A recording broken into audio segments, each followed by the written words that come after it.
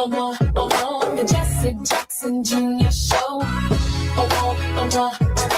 Jesse Jackson Jr. Show. The Jesse Jackson Jr. Show. Come on and talk with me. Come on and listen to me. Come on and talk with me. Come on and listen to me. KBLA, Talk 1580, download the app.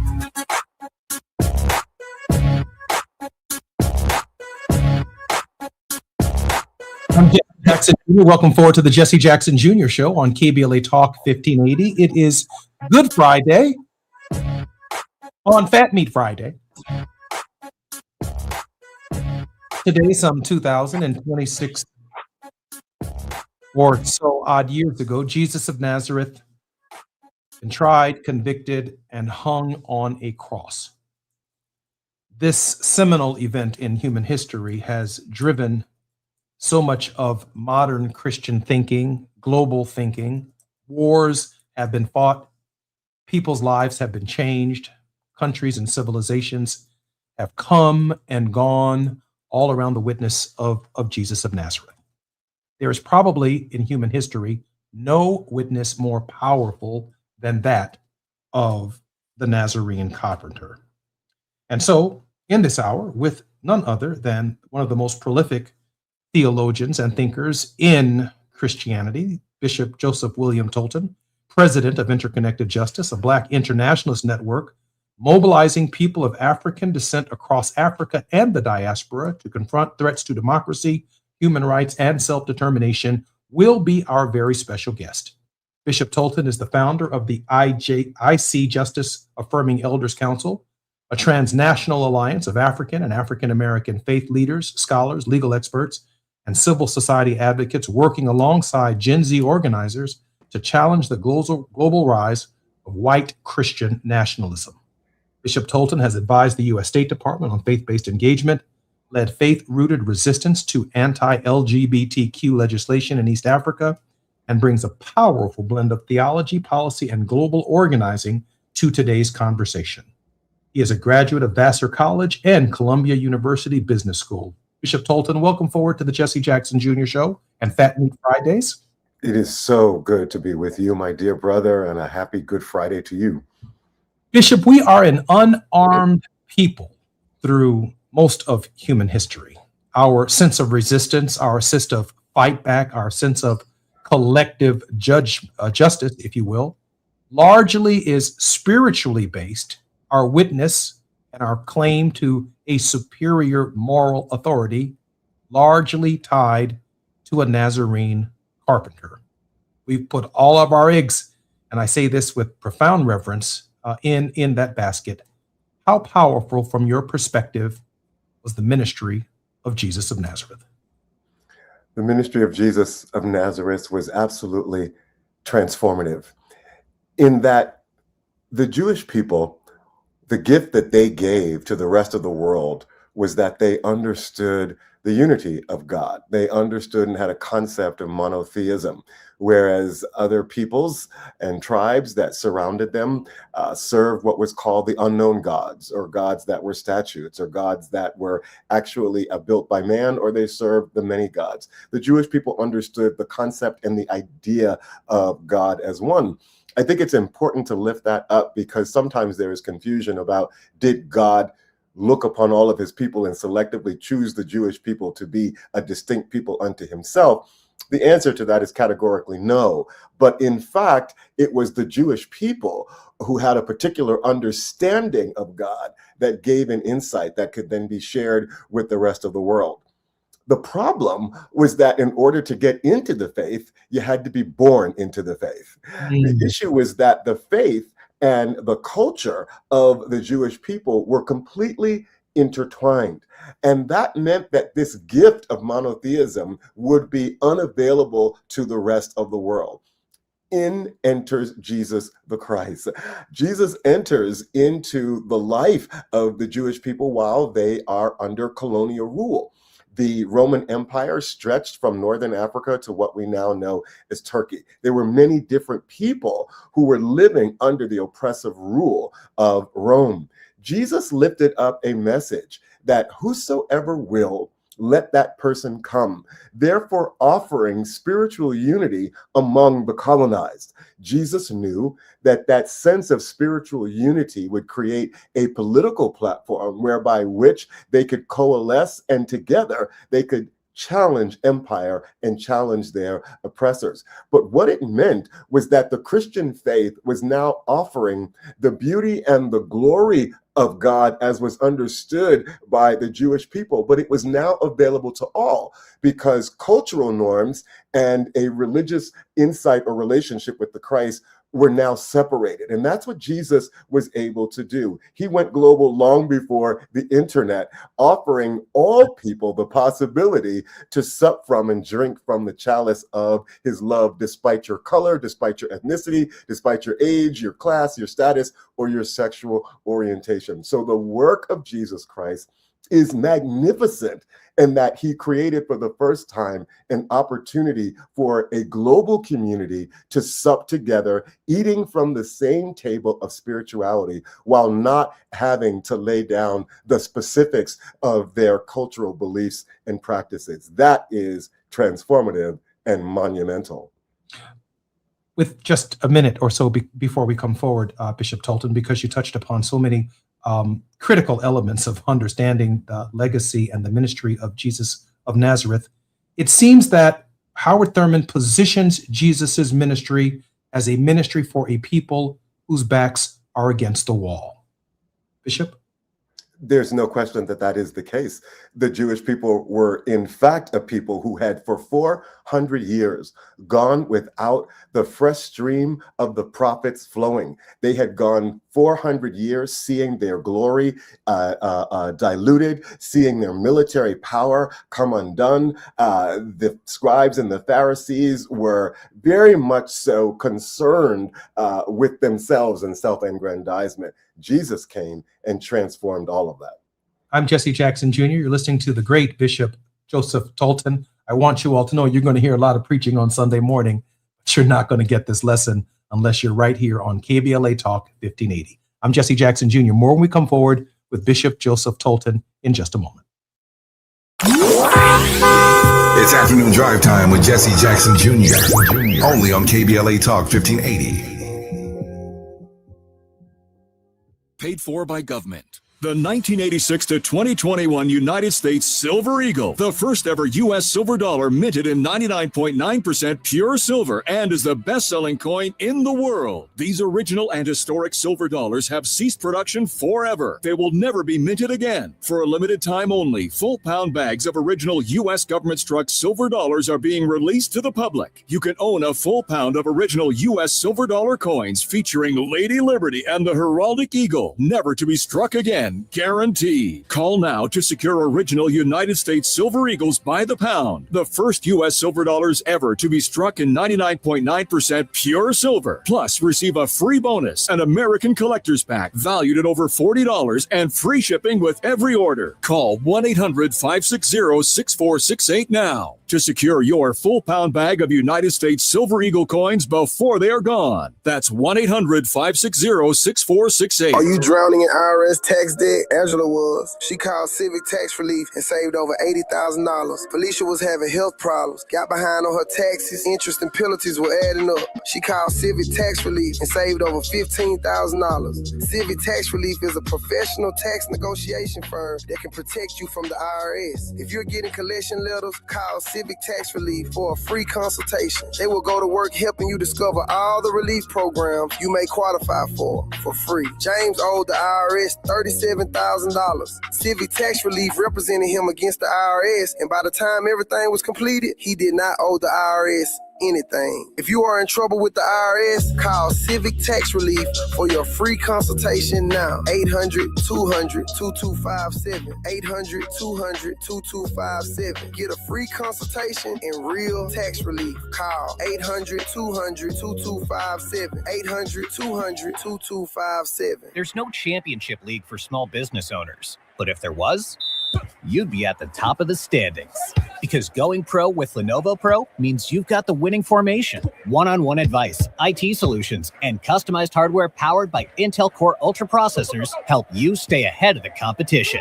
Business goes pro with Lenovo Pro. Sign up for free at lenovo.com/pro. Lenovo. Finding great candidates to hire can be like, well, trying to find a needle in a haystack, but not with ZipRecruiter. Its powerful technology actively finds and invites qualified candidates to apply to your job. So while other companies might deliver a lot of hay, ZipRecruiter finds you the needle in the haystack. See why 4 out of 5 employers who post a job on ZipRecruiter get a quality candidate within the first day. Try ZipRecruiter for free at ZipRecruiter.com/free. That's ZipRecruiter.com/free. ZipRecruiter. Now back to more of Jesse Jackson Jr. on KBLA Talk 1580. The Jesse Jackson Jr. Show. The Jesse Jackson Jr. Show. The Jesse Jackson Jr. Show. The Jesse Jackson Jr. Show. King Quality, drop the beat. Come on and talk with me. Come on and listen to the me. Come on and talk with me. Come on and listen to the me. KBLA Talk 1580. Download the app. I'm Jesse Jackson Jr. Welcome forward to the Jesse Jackson Jr. Show on this Good Friday, on Fat Meat Fridays. I'm particularly honored that my very special guest in this hour is none other than Bishop Joseph Tolton, president of Interconnected Justice, a Black internationalist network mobilizing people of African descent across Africa and the diaspora to confront threats to democracy, human rights, and self-determination. Bishop Tolton, welcome forward to the Jesse Jackson Jr. Show. Blessings to you, dear brother. Bishop, I don't know many people for whom I can take a deep dive into why we do what we do, why we fight for justice, why our Christian praxis, the way in which we conduct ourselves in Christianity, is so much different than people around the world. And so I spent a little time on a little bit of scholarship, and then I would like to really leave it to you to help sort through what I believe is my discovery. On this Easter Sunday, I turn my attention to 3 pieces of correspondence that have defined modern Christian thought, reflection, and action. Let me be clear. Modern Christian thought is largely the byproduct of a contribution of African American thought, action, and ideas of the 20th century. Our Christian behavior has impacted white Christian thought, including white Christian nationalist thought and action, and its domestic and international behavior, and held it to a higher moral standard. In short, it is undeniable that white Christian behavior has had to adjust to our witness. But I pride myself in our knowing that it has an origin in our praxis. The correspondence was exchanged between 2 men, first, who never met. A third man who carried the spirit energy of a people to India and communed with the great soul and ultimately to our king. It would be W.E.B. Du Bois who wrote Gandhi a letter offering him the opportunity to write a brief word of hope for the Crisis magazine. This appears to be the first correspondence between an African American and the great soul. W.E.B. Du Bois first wrote to Mahatma Gandhi in May of 1929. As editor of the Crisis magazine, Du Bois requested a message for American Black people seeking to connect the struggle against American racism with India's anti-colonial movement. Gandhi responded with a, quote, love message, quote, urging American Negroes not to be ashamed of being the grandchildren of slaves. Du Bois aimed to build solidarity among the darker races of the world and find moral inspiration in Gandhi's nonviolent resistance. Gandhi's reply stated, let not the 12 million Negroes be ashamed of the fact that they are grandchildren of slaves. There is dishonor in being a slave owner. In May of 1929, Gandhi responded, and the letter read, let not the 12 million Negroes be ashamed of the fact that they are the grandchildren of slaves. There is no dishonor in being slaves. There is dishonor in being slave owners. But let us not think of honor or dishonor in connection with the past. Let us consider that the future is with those who would be truthful, pure, and loving. For as the old wise men have said, truth ever is, untruth never was, love alone binds, and truth and love accrue only to the humble spirit. Signed by M.K. Gandhi, Sabarmati, 1st, 1929. From my perspective, Bishop, Gandhi missed the point. Du Bois did not reference slavery in his letter of May 1929, for the Negro was emancipated on January 1st, 1863, and the 13th Amendment was added to the Constitution in 1865. Nor did Du Bois ask Gandhi to write an article about the so-called resulting shame of the lingering slave mentality. Gandhi's truthful, pure, and loving future for Negroes during the longest period of Negro lynching in American history signals either a tone deafness or outright ignorance to Du Bois's sincere request for a word of encouragement during Jim Crow. Du Bois in 1929 understood that the 13th Amendment was passed by Congress on January 31st, 1865, and added to the Constitution on December 6, 1865. It was officially certified on December 18, 1865, abolishing slavery and involuntary servitude throughout the United States. He further understood that the 14th Amendment was passed by Congress in June of 1866 and added to the Constitution on July 9th of 1868. The amendment granted naturalized citizens, including formerly enslaved people, equal protection of the laws. This argument was heard before the United States Supreme Court just 2 days ago. And lastly, Du Bois understood that the 15th Amendment was passed by Congress on February 26, 1869, and officially ratified and added to the Constitution on February 3, 1870. Du Bois was asking for some words of encouragement for the Negroes current crisis during Jim Crow. Du Bois continued to follow Gandhi's work closely, later addressing a formal letter to him again on October 28, 1931, that invited him to share a statement with the crisis. The letter reads, "Sir, some time ago, through an intercession of my friend, Mr. Andrews, you kindly sent the Crisis magazine a short statement. I am enclosing a copy of it. I write to ask you if you will not again send some message or statement to our Negro people. We are 12 million in number. We are legally American citizens. We are descendants of the slaves emancipated by the Civil War, and we're having a difficult, but on the whole, successful fight for complete emancipation. But we need to encourage, and we need encouragement from leaders like yourself, and hope that you, from your vantage point and vantage ground in the center of the British Empire, you can send a word to us. We are tremendously interested in the effort of the Indian people to achieve independence and self-government. I am very sincerely yours, W.E.B. Du Bois." Du Bois's final response seems to offer context to his initial request that Gandhi did not understand. As far as my research can discern, this was the last communication to Gandhi by W.E.B. Du Bois. Du Bois was after the independence and self-government of Negro people. It is not clear whether Gandhi ever responded to Du Bois's second request. Gandhi may or may not have known W.E.B. Du Bois, was a pioneering American sociologist, historian, author, civil rights activist. As a co-founder of the NAACP and editor of The Crisis, he was the leading Black protest leader in the 20th century, advocating for full civil rights, political representation, and higher education for Black Americans. And lastly, the first African American to earn a PhD from Harvard University. Du Bois interacted at that point with Howard Thurman. Records show direct communications between them, such as a letter from W.E.B. Du Bois to Howard Thurman dated on September 10, 1935. They sometimes offered contrasting approaches to the same issues. For example, in the 1940s, while Thurman was visiting, guess what? Your university, Vassar College, and promoting a message of nonviolence rooted in religious experience, Du Bois was openly criticizing the same college for its lack of Black student admissions.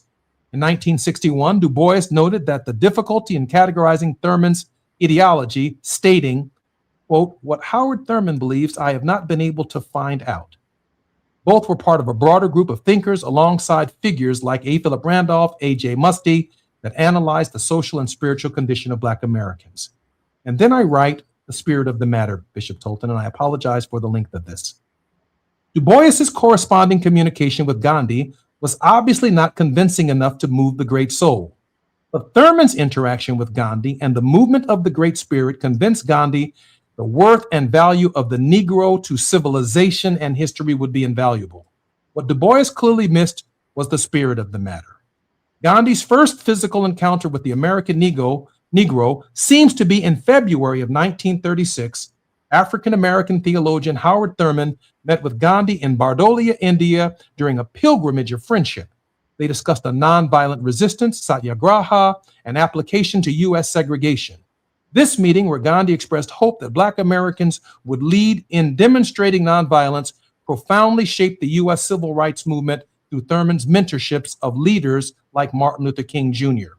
During that meeting, Thurman's probative questions for Gandhi were so profound that towards the end of the meeting, Bishop Tolton, Gandhi asked Thurman's wife, would she be willing to sing a few Negro spirituals? And she did. And they joined in.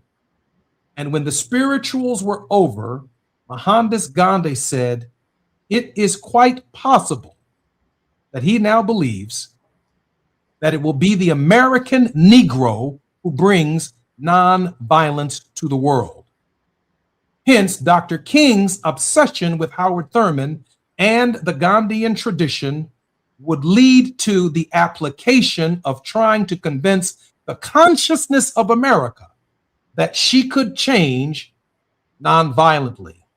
And this series of events led to modern Christian praxis of African Americans and ultimately to the No King's March and every form of nonviolent expression that we have engaged in as Christians.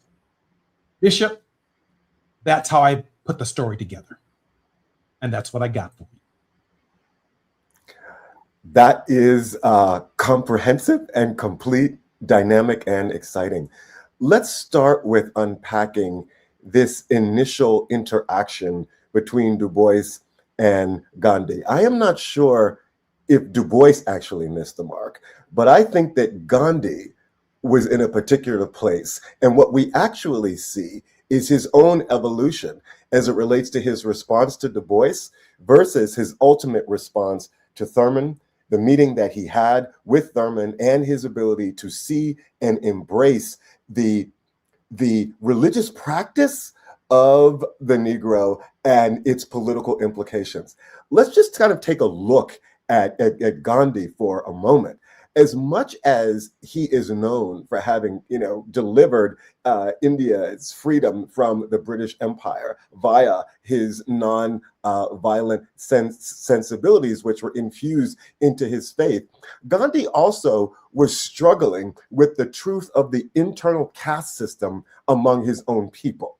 We've got to remember that in India, even today, it is an unspoken caste system, but a caste system that yet exists. It starts with the priest on top, and then you've got kind of the governing class, and then you've got the merchants, and then a mass lower class. But then you have a class of people that they to this day call the untouchables. And a part of what Gandhi struggled with during the early part of his work was that he was preaching nonviolence even to the untouchables.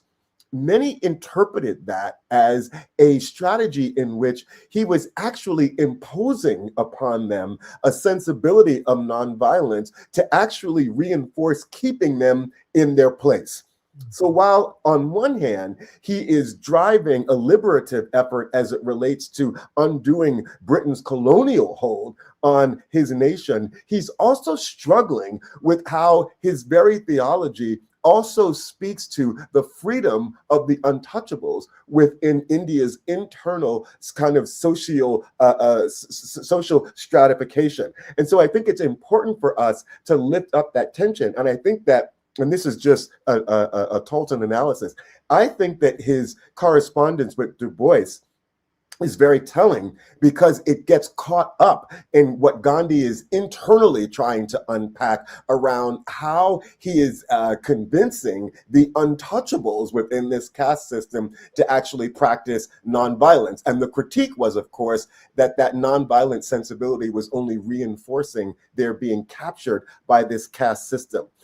I suppose that by the time Du Bois and kind of was in conversation with Thurman, and then Thurman in conversation with Gandhi, that Gandhi himself had begun to evolve, in that he was beginning to understand that as much as he was driving liberation from a colonial effort, he also had a responsibility to speak as a liberator within the social context of his own people. And I believe that when he met with Howard Thurman, he was really making progress in that regard, and he was able to see in the Negroes the untouchables in his own society, and seeing the untouchables, as it were, embrace a non-violent praxis and also fuse that into their religion, their religious systems and thinkings and symbols, which gets beautifully expressed in Negro spirituals, had a profound impact on Gandhi,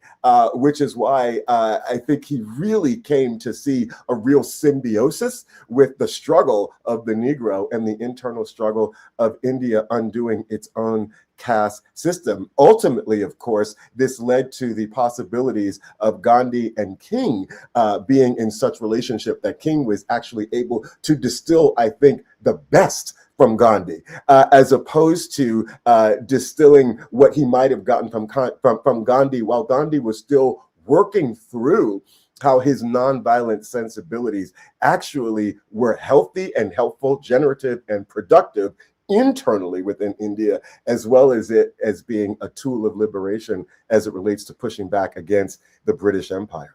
When you go to Mass on Sunday morning and go through the 12 stations of the cross, Jesus is going to be on that cross in Catholic churches all around our world. When you go to the Negro church on Sunday morning, there may be a cross, The Christ that we serve has risen, and he's out here helping us fight. I'm Jesse Jackson Jr. You're listening to the Jesse Jackson Jr. Show and Bishop Joseph Tolton. More we come forward on the Jesse Jackson Jr. Show.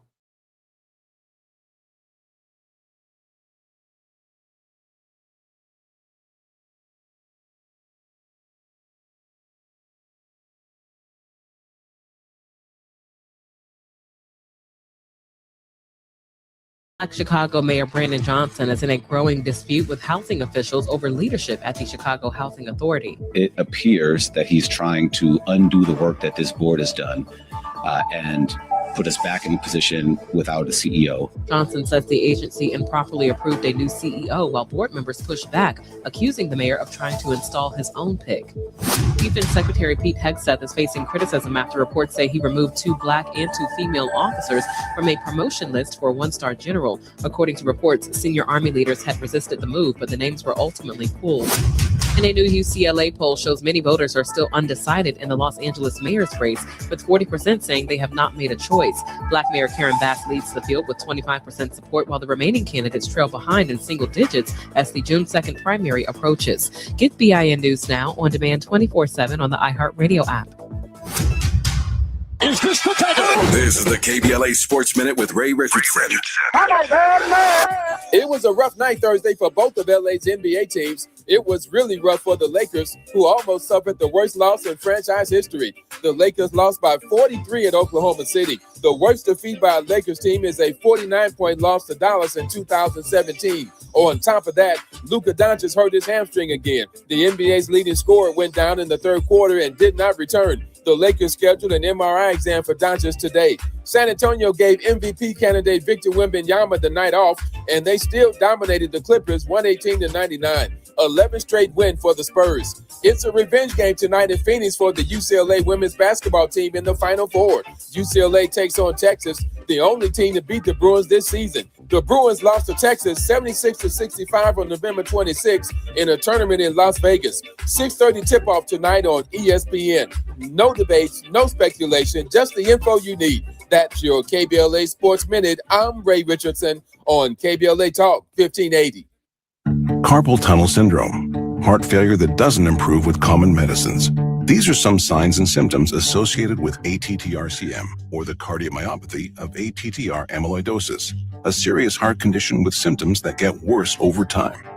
Amvuttra, vutrisiran, is a prescription medicine given by a healthcare provider that treats ATTR-CM in adults to reduce heart-related death, hospital stays, and urgent visits.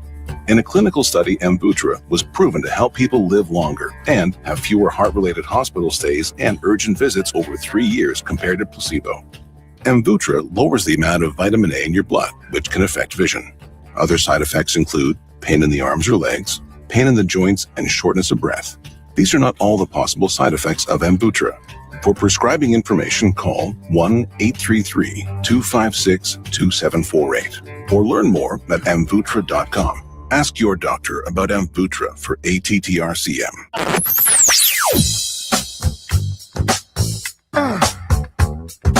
This is KBLA Talk 1580. Talk radio. That's music to your ears. We're unapologetically progressive. KBLA Talk 1580. I need a little range, step to the range. There's a new flavor in town, the Jalapeno Ranch Club at Chick-fil-A. With that juicy Chick-fil-A original spicy or grilled chicken, a buttermilk ranch bun, candied bacon, pepper jack cheese, and jalapeno ranch sauce. It's got big ranch vibes with a little heat.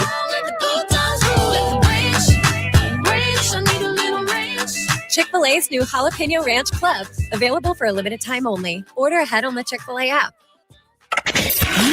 We've got a lot to talk about. I'm Reverend Gerald, the life coach. Is someone you love struggling with addiction and mental illness? Is improving your family's health important? Want to leave a legacy that your family can grow? Are you ready to enhance your perception of life experiences? Then wake up weekends at 7 a.m. with Urban Family Focus and get the wisdom, opportunity, resources, and motivation to live your best life. Join the conversation on Urban Family Focus Saturday and Sunday at 7 a.m. Unapologetically progressive. KBLA Talk 1580. We We've got your black. Paid for by government. The 1986 to 2021 United States Silver Eagle, the first ever U.S. silver dollar minted in 99.9% pure silver and is the best-selling coin in the world. These original and historic silver dollars have ceased production forever. They will never be minted again. For a limited time only, full pound bags of original U.S. government-struck silver dollars are being released to the public. You can own a full pound of original U.S. silver dollar coins featuring Lady Liberty and the heraldic eagle, never to be struck again. Guaranteed. Call now to secure original United States Silver Eagles by the pound, the first U.S. silver dollars ever to be struck in 99.9% pure silver. Plus, receive a free bonus, an American Collector's Pack valued at over $40 and free shipping with every order. Call 1-800-560-6468 now to secure your full pound bag of United States Silver Eagle coins before they are gone. That's 1-800-560-6468. KBLA Talk 1580. We've got a lot to talk about. KBLA Talk 1580, connecting you with services and solutions. 10 Toes In serves as a mentorship and domestic violence prevention program. They support, educate, and empower couples during and after incarceration. They assist male returning citizens to re-enter society successfully and to help them maintain a healthy relationship with their romantic partner. They offer a mentorship support group for formerly incarcerated men. 10 Toes In teaches its Intimate Relationships 101 curriculum at male prisons throughout the state of California. They host sister support group meetings for women who are intimately involved with incarcerated and formerly incarcerated men. 10 Toes In is a 501c3 nonprofit organization. To access their services or make a donation, please visit them online at 10toesin.org or find them on Facebook or Instagram. They are healing lives through relationships. This is a community call to action from KBLA Talk 1580. You're listening to Jesse Jackson Jr. on KBLA Talk 1580. The Jesse Jackson Jr. Show. The Jesse Jackson Jr. Show. The Jesse Jackson Jr. Show. The Jesse Jackson Jr. Show. King Volley, drop the beat. Come on and talk with me. Come on and listen to me. Come on and talk with me. Come on and listen to me. KBLA Talk 1580. Download the app.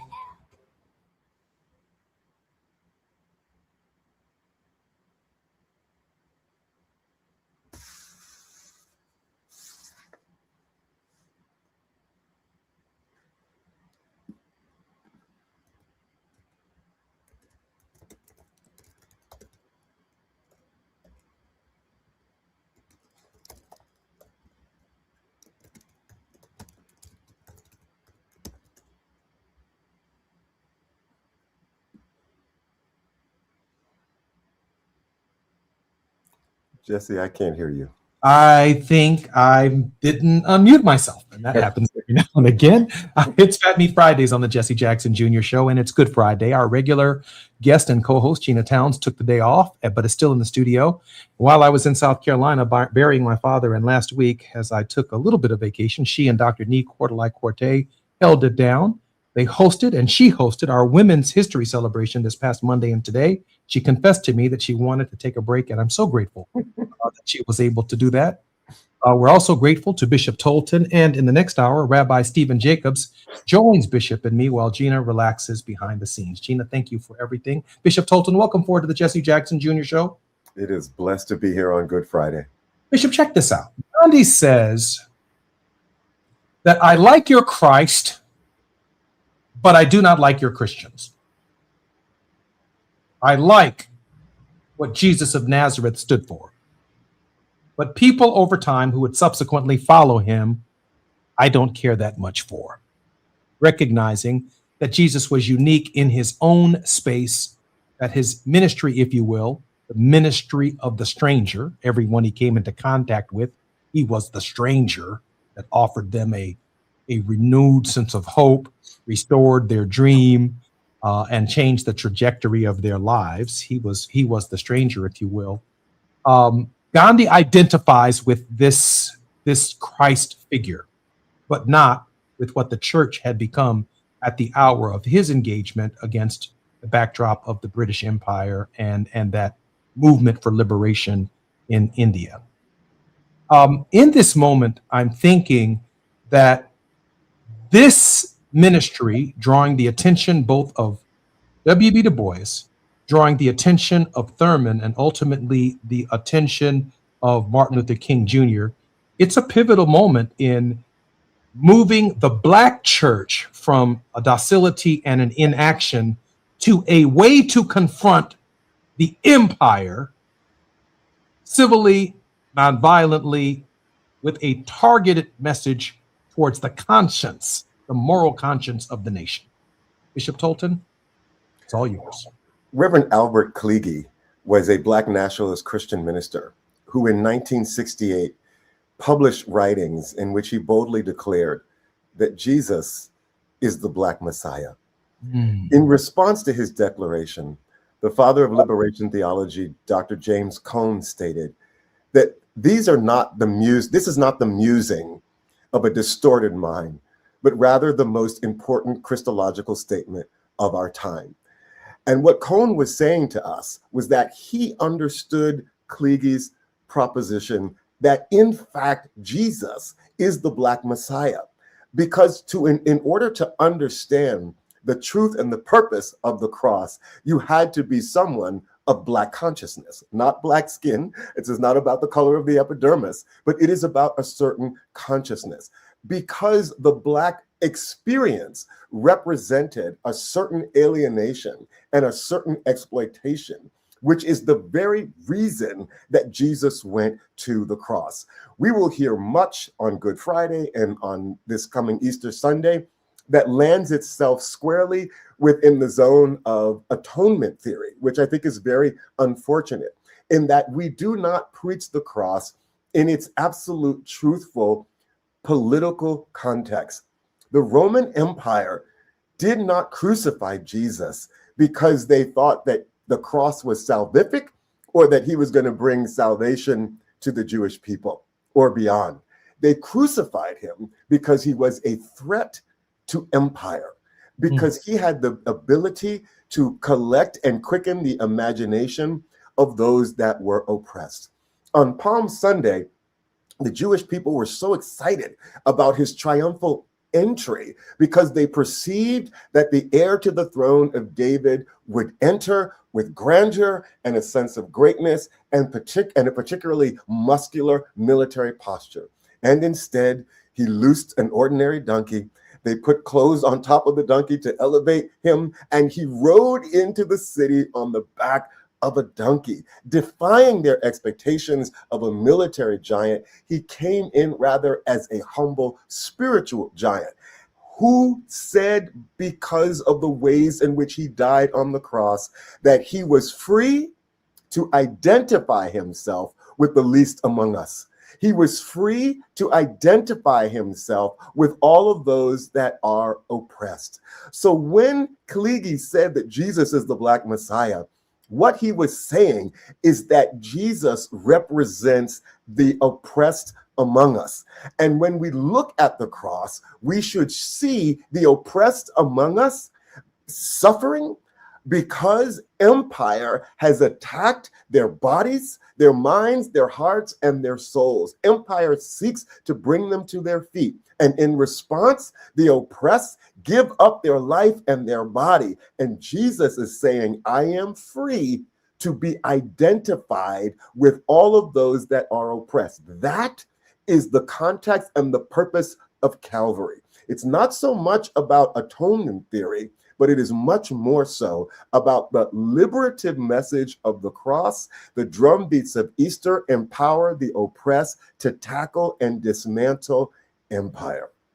Bishop Tolton, when I look up at the cross and see exactly what you just described, and it propels me, if you will, to action on behalf of the oppressed.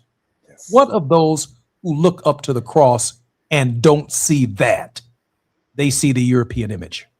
Absolutely. Well, what they see is their personal salvation, the opportunity and capacity for them personally to escape damnation. They see their personal transformation, which allows them access to whatever their understanding of the kingdom of God is. And that understanding is often distorted to mean a life of prosperity on this side of heaven, and then the possibilities of going to heaven because one is individually sanctified and set apart. And that, of course, is what they perceive Jesus is looking for. The communal aspects of salvation, the idea of salvation being a tool of liberation, has been devalued because of the ways in which atonement theory has come to really suffocate the justice out of the cross. I'm Jesse Jackson Jr., listening to the Jesse Jackson Jr. Show. It's Good Friday with Bishop Tolton. More when we come forward on KBLA Talk 1580. While you're stuck in traffic, we can at least bring you up to speed on the news of the day. You're listening to Jesse Jackson Jr. only on KBLA Talk 1580.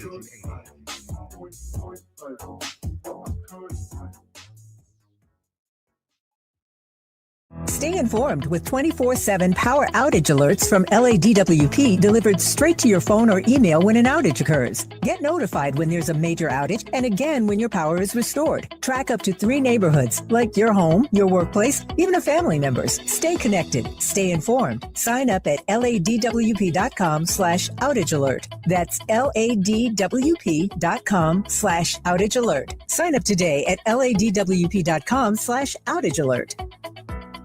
Getting around LA doesn't have to cost a lot. Metro has fares that fit every budget. 20 free rides for qualified riders through the Life Fare program. Free passes for students with GoPass and affordable options for everyone in between. Wherever you're going, Metro's got you covered. Visit metro.net/fare programs. Lena Bloom for the Bail Project. Imagine you're stuck in a jail cell and you can't afford bail and someone offers you a way out. Just plead guilty and you can go home and kiss your kids goodnight. What do you do? What thousands have. You plead guilty whether you are or not. Cash bail makes poverty a crime. That's why the Bail Project helps those who can't afford it while fighting to end cash bail. Because freedom should be free. Brought to you by the Ad Council. My ride smells just right, just right, just right, just right. Y'all gotta try that Febreze car. Just right, just right, just right. Yeah. La la la la la. With up to 40 days of consistency. All over Febreze car clips right on your vent. You know my car's my happy place. Keep that smile on my face. When it smells just right, just right, just right. Yeah. Breathe happy Febreze. La la la la. I know that hiring can be challenging. You sort through tons of resumes and you get too many so-so applicants. You're just waiting for someone to match your role perfectly. Well, now there's a place where you can meet them fast. ZipRecruiter. Need to hire right away.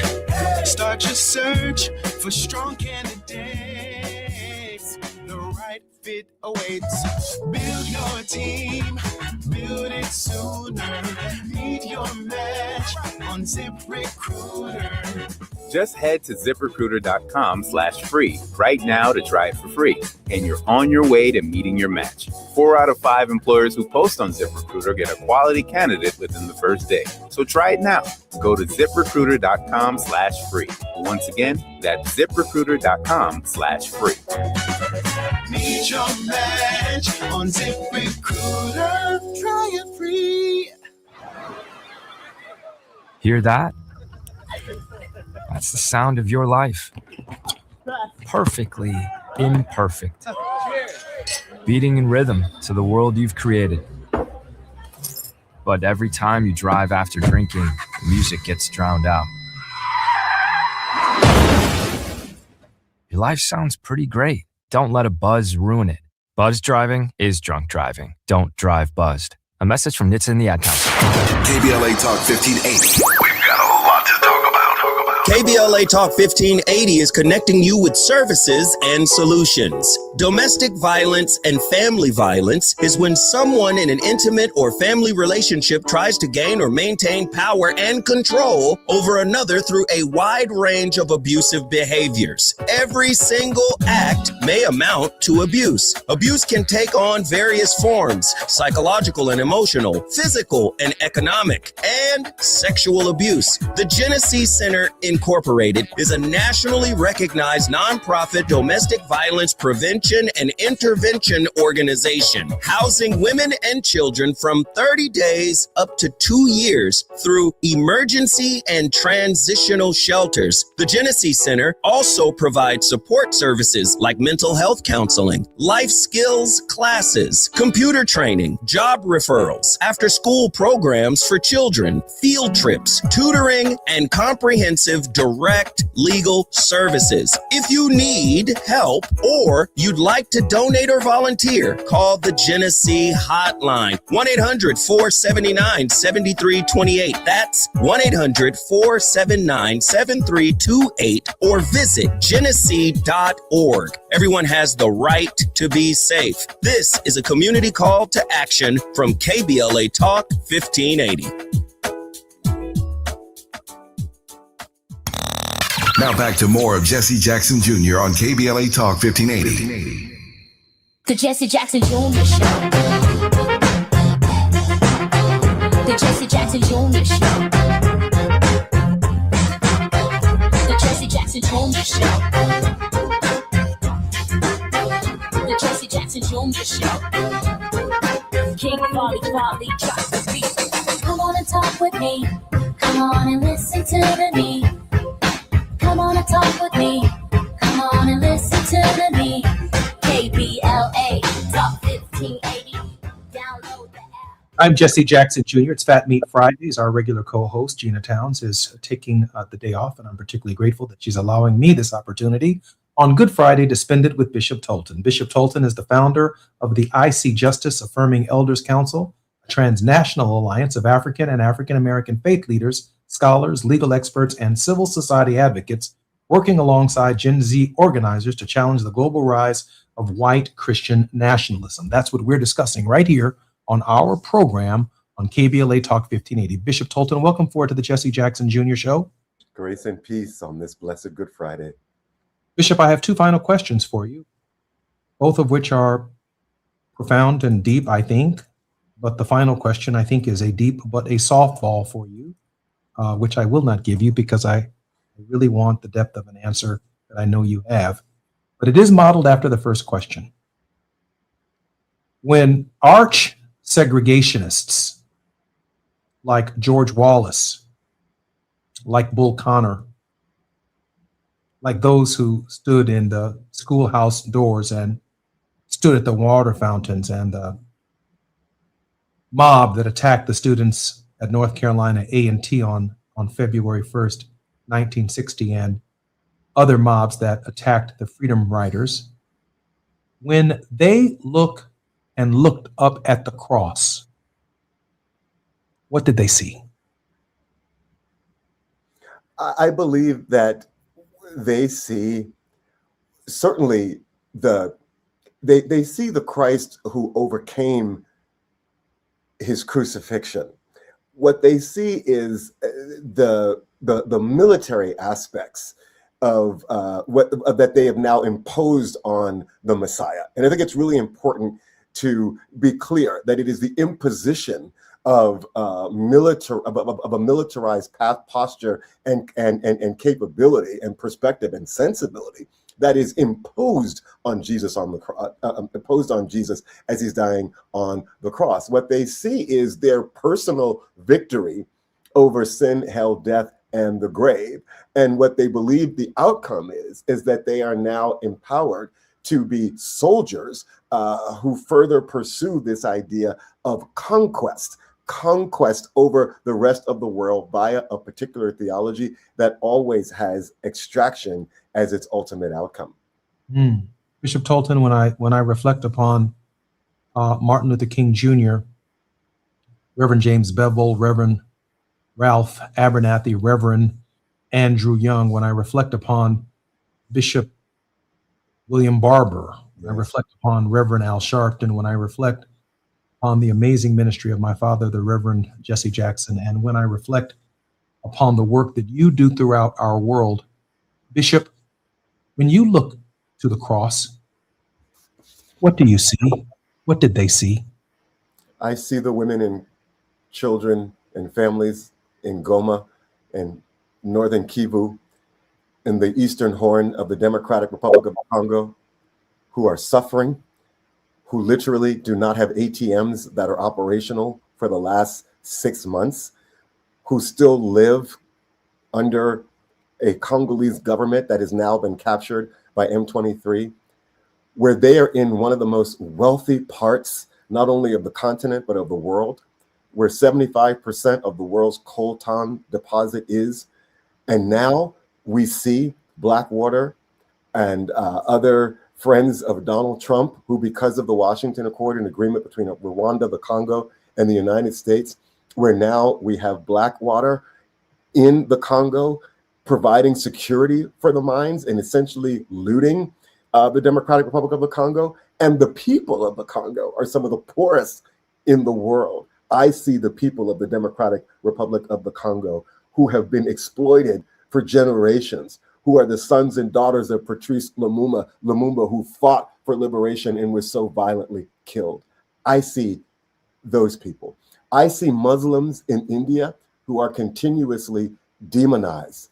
I see women in Afghanistan who are not allowed to receive a proper education, whose bodies are often captured by the rulers of their society, for whom these bodies are just left for them to do what they want. I see transgender people all over the world who are being scapegoated now by authoritarians who use them as a site of political distraction. I see Black political power and agency in the United States of America. I see the Second Amendment of the Voting Rights Act, which is about to be eviscerated by the U.S. Supreme Court, which completely undermines the gains that we have made during the civil rights movement. I see Donald Trump going to the Supreme Court to undermine birthright citizenship, which is directly connected to the project of Reconstruction. And to diss one is to diss the other. I see the politically and the economically oppressed all over the world. That's what I see when I look at the cross. And obviously, in what you see hope. Bishop Tolton, your final word for this hour. I absolutely see hope. The Bible says that when the soldiers pierced Jesus in the side, there were two elements that flowed out of his body: water and blood. The blood represents the love of Jesus Christ. For who shall take my life? No one. I lay my life down as a sacrifice. Because God so loved the world, God gave God's only begotten Son. And because the Son so loved the world, the Son thought it not robbery to suffer the death of the cross, that we might receive salvation. I see hope that comes through the love that is exhibited on the cross. But there was also water. Water represents the Holy Spirit. The Holy Spirit is the force of Christ that came 50 days after the crucifixion on the day of Pentecost. That water, the Spirit of Christ that came once Christ ascended into the heavens, and 40 days later, the Spirit came. It was represented by that water that flowed out of his body. The water represented the Spirit. What did the Spirit bring? The Spirit brought life, a life where the 120 in the upper room on Pentecost all spoke in the tongues of every language there was on the earth. And those languages were equitable, meaning whether you spoke Swahili or French or Portuguese or Kinyarwanda, all languages were equal, all people were equal. There was divine unity across cultures and nationalities. That is the glory of Pentecost. It is the realization of the idea and the ideals of Christianity. So the cross brought hope. The love of God brought personal redemption for us as individuals, and the Spirit of God, which came alive and was released into the atmosphere of the earth, brought the possibilities for unity among all of humankind, despite our differences. I'm Jesse Jackson Jr. You're listening to the Jesse Jackson Jr. Show. It's Good Friday on KBLA Talk 1580. More when we come forward with Bishop and Rabbi Stephen Jacob. KBLA 1580 Santa Monica. I'm Amber Payton with BIN News Now. Black Chicago Mayor Brandon Johnson is in a growing dispute with housing officials over leadership at the Chicago Housing Authority. It appears that he's trying to undo the work that this board has done and put us back in a position without a CEO. Johnson says the agency improperly approved a new CEO while board members pushed back, accusing the mayor of trying to install his own pick. Defense Secretary Pete Hegseth is facing criticism after reports say he removed 2 Black and 2 female officers from a promotion list for a 1-star general. According to reports, senior Army leaders had resisted the move, but the names were ultimately pulled. And a new UCLA poll shows many voters are still undecided in the Los Angeles mayor's race, with 40% saying they have not made a choice. Black Mayor Karen Bass leads the field with 25% support, while the remaining candidates trail behind in single digits as the June 2nd primary approaches. Get BIN News Now on demand 24/7 on the iHeartRadio app. Is this the time? This is the KBLA Sports Minute with Ray Richardson. It was a rough night Thursday for both of LA's NBA teams. It was really rough for the Lakers, who almost suffered the worst loss in franchise history. The Lakers lost by 43 at Oklahoma City. The worst defeat by a Lakers team is a 49-point loss to Dallas in 2017. On top of that, Luka Doncic hurt his hamstring again. The NBA's leading scorer went down in the third quarter and did not return. The Lakers scheduled an MRI exam for Doncic today. San Antonio gave MVP candidate Victor Wembanyama the night off, and they still dominated the Clippers 118-99. 11 straight win for the Spurs. It's a revenge game tonight in Phoenix for the UCLA women's basketball team in the Final Four. UCLA takes on Texas, the only team to beat the Bruins this season. The Bruins lost to Texas 76-65 on November 26 in a tournament in Las Vegas. 6:30 tip-off tonight on ESPN. No debates, no speculation, just the info you need. That's your KBLA Sports Minute. I'm Ray Richardson on KBLA Talk 1580. When the story gets twisted, who's going to tell the truth? When they cut the microphones, who's still talking? When history gets rewritten, who remembers what really happened? We do. KBLA Talk 1580. Black media isn't just important right now, it's essential. Because when mainstream outlets move on, we stay. When the headlines ignore our communities, we don't. When decisions are being made that affect Black lives in our schools, our neighborhoods, our economy, KBLA is in the room. This is more than radio. This is a lifeline, a record, a rallying cry. Black stories, Black voices, Black power. The heat is on. On the air and in the culture. KBLA Talk 1580. Stay connected. Stay informed. Stay loud. Stand up.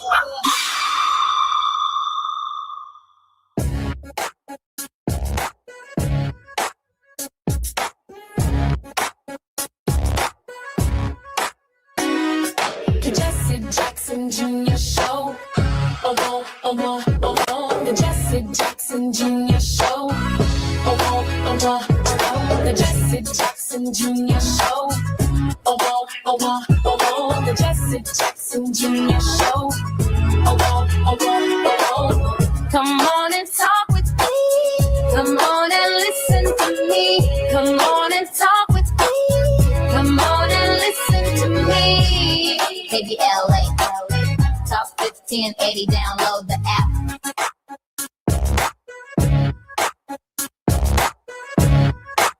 I'm Jesse Jackson. Welcome to the Jesse Jackson Jr. Show. KBLA Talk 1580. Today is Good Friday. This past Wednesday was the beginning of the Passover. And many of us Christians may not recognize that the Last Supper was actually a Seder dinner in the Jewish tradition. That is, it is the dinner where Jewish people around the world reflect upon how good God had been to them when he allowed plagues destined to change the mind of Pharaoh to, quote, pass over them. And Moses on that occasion turned to his family and wanted for all time that the people of global Jewry, in fact, people all over the world, should remember when God allowed some great evil to pass over our lives. That is the very definition of the Passover. In that particular context, the book of Exodus is certainly written, and it's documented, Bishop Tolton, the story of the Exodus in great detail. But the Jewish people are not the only people in human history who've experienced some form or another of chattel slavery. Certainly African Americans have experienced chattel slavery, except our freedom did not come by divine decree. That is, Moses going to Pharaoh and saying, Pharaoh, let my people go. The Negro's journey to freedom included, but not limited to, 400 years of slavery, the admission of certain states to the Union, including 2 United States senators and members of the House of Representatives, both from free states and slave states, the Missouri Compromise, the California Act, the secession of states from the Union, the commencement of a civil war, the advent of 2 political parties, the Democratic Party of slavery and the Republican Party in Ripon, Wisconsin, the party of Abraham Lincoln, committed to not extending the peculiar institution of slavery to the Western states. The assassination of Abraham Lincoln, and just before that, obviously, the issuance of an Emancipation Proclamation, the addition of a 13th, 14th, and 15th Amendment to the Constitution, first Reconstruction from 1865 or thereabouts to Plessy versus Ferguson in 1896, 100 years nearly of Jim Crow from 1896 to the middle of the 60s. Maybe others can argue from 1867 or the Tilden Hayes Compromise to the 1960s, 100 years. And then from Brown versus the Board of Education to the present, second Reconstruction. Our paths are similar, but they are not the same. Our process out of slavery, thus saith the Lord, God of Israel, let my people go, is a far more complicated path for the Negro in America overcoming constitutional slavery. Slavery between 50 different states and states in the Union that have allowed ongoing discrimination to take place in its various forms, the consequences of the peculiar institution of slavery. Both people enslaved, but 2 different liberation stories. Bishop Tolton. The relationship between African Americans and Jewish Americans is a relationship that is extraordinarily close to my heart. I grew up in Harlem. I was born in December of 1967, and of course we know that Dr. King was murdered in April of 1968, and your father bore witness to that tragedy. For those of us of my generation, our parents believed that we would be the inheritors of the dream and the promise of the civil rights movement. My mother took up that promise, and it was extraordinarily personal to her. Although we were, again, living in Harlem, well under the poverty line, my father had run off with other women that he was involved with. She was focused on making sure that her son got the very best education possible in New York City. She did some extraordinary things to make sure that I landed in that context. And that meant that I went to school with predominantly Jewish kids. These were not Jewish schools, but they were prep schools that were predominantly Jewish. So there's a piece of my soul that's a little bit of an Ashkenazi Jew in that, again, I was a Black male child on the Upper East Side of Manhattan who came from a particular economic station. My friends, of course, were my friends, but their parents embraced me. Their parents loved me. Their parents covered me. I did not always understand that as a child, but ultimately I came to understand that they were the sons and daughters of the Jews who were standing with African Americans during the civil rights struggle. So I feel and know how our struggles are parallel, and the depth and the intimacy and the promise and potential, as well as how problematic our relationship can be as people. It's difficult, though. And I say difficult in that both have experienced the peculiar arrangements of chattel slavery. That's right. But our post-slavery experiences are fundamentally different. Of course, the Exodus story and the end of slavery for the Jewish community is not the end of the right to self-determination, the right to a homeland, the right to direct its own future. But increasingly, even in our domestic elections, our story is not leading to our ability to be respected on the questions of our self-determination and future. We're seeing that increasingly in the Democratic primaries as the American Israeli Political Action Committee engages in these primaries in ways that I think are deeply troubling. When we come forward on KBLA, Bishop Tolton and I will talk about, one, our respect and love for the traditions that are both Jewish and African American, and where seemingly some of our great differences and divides continue to exist. More on KBLA Talk 1580 when we come forward right here on Jesse Jackson. It's afternoon drive time with Jesse Jackson Jr. Only on KBLA Talk 1580.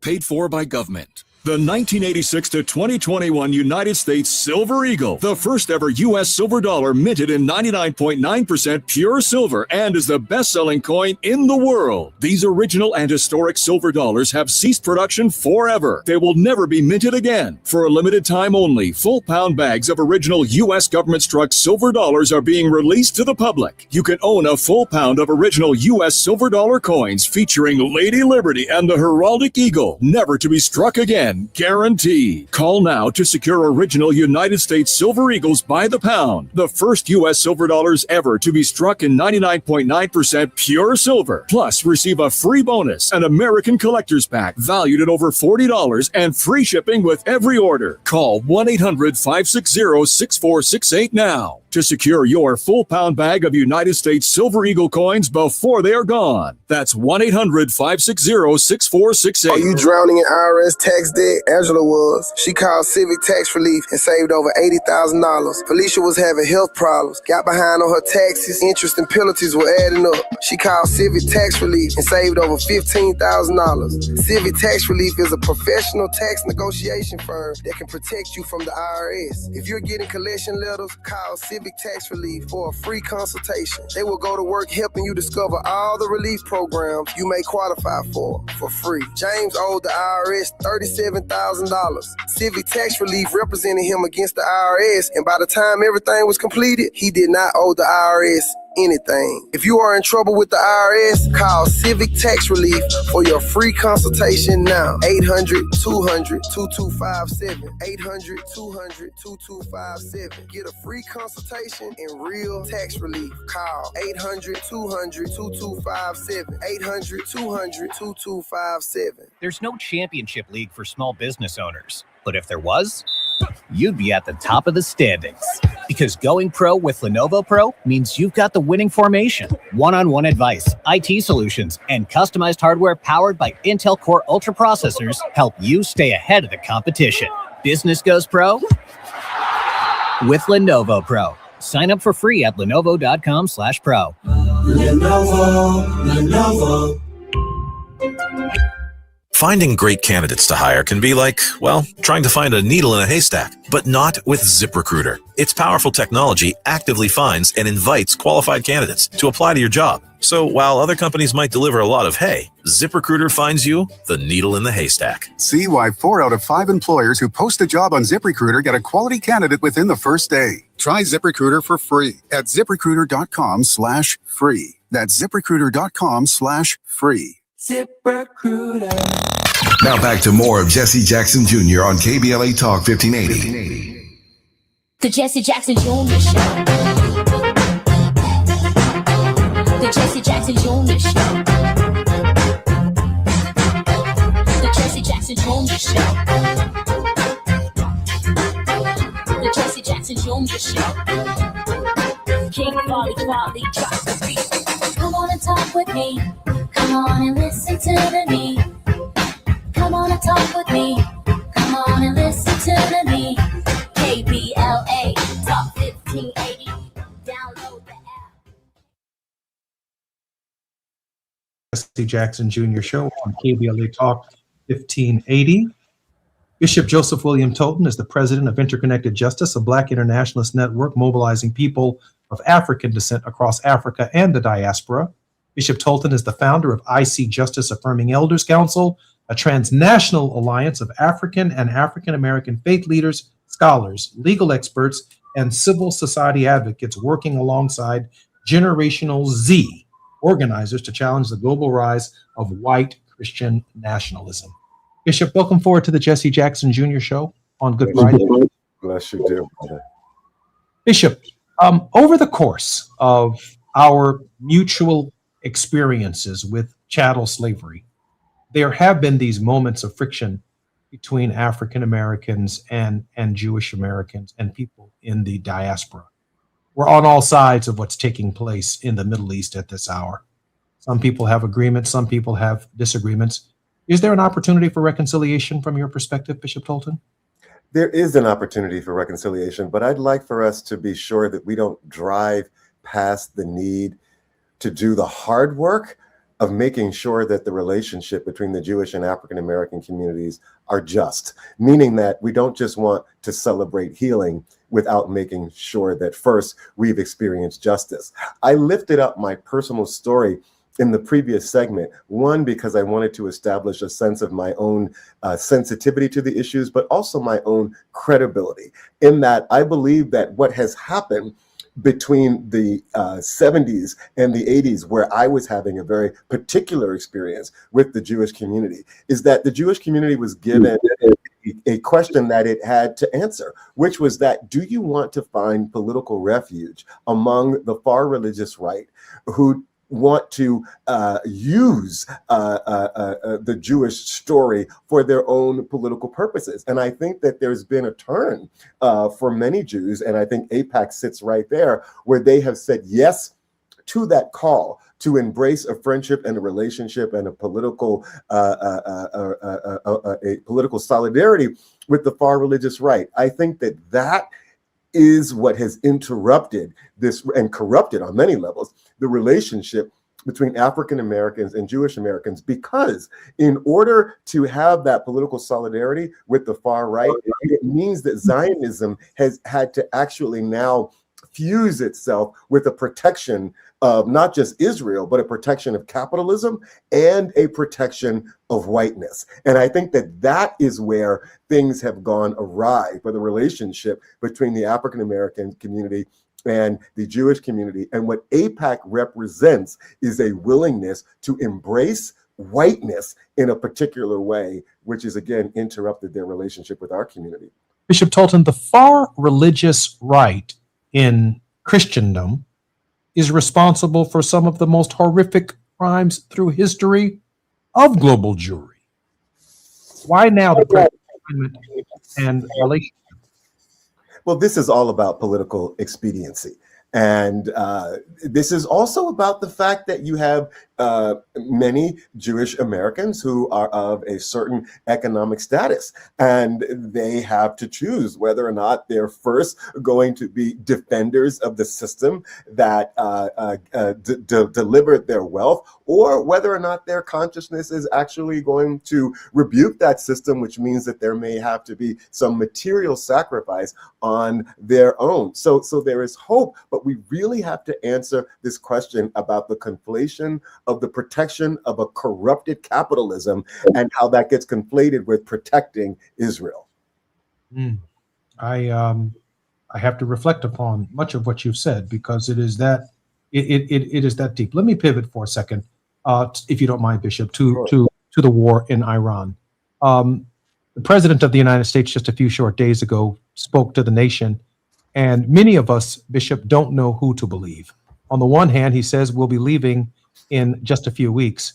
But on the other hand, he's announcing that the USS Abraham Lincoln aircraft carrier is on its way to the region. That doesn't sound like we're going to be leaving anytime soon, Bishop. I thought that the remarks that the president gave just a few nights ago on the war, not only was it demoralizing, but it was remarkably embarrassing for us as a nation. He was tired. He was distracted. He was not coherent. He delivered no new news. He was able to do what only he is able to do, which is to set up 2 points in facts in one sentence that are on a complete collision course with the other. I mean, this is just a remarkable feat. Only an artist can do that. And, you know, we have to consider that a certain form of art.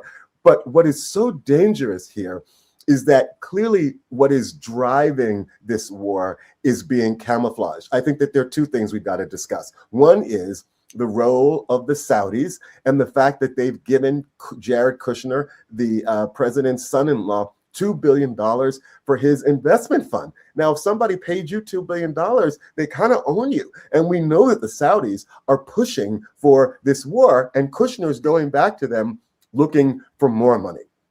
So you've got that factor. One of the other factors that's driving this war is you've got the Christian nationalists who believe that according to Ezekiel 38, where a very captivating story is told about the enemies of Israel called Gog and Magog will come from the north and attack Israel. You've got contemporary Christian nationalist preachers who for years interpreted that Gog and Magog are in fact Iran and Russia. So this is very much so a holy war and a holy crusade where Christian nationalists believe that this is an opportunity to protect Israel so that Israel is wholly owned by the Jews and therefore sanctified and sets up the second coming of Jesus Christ. I think that we can't overlook the fact that these really are compelling motives for different factions within Trump's reality, which is driving what's happening with the war.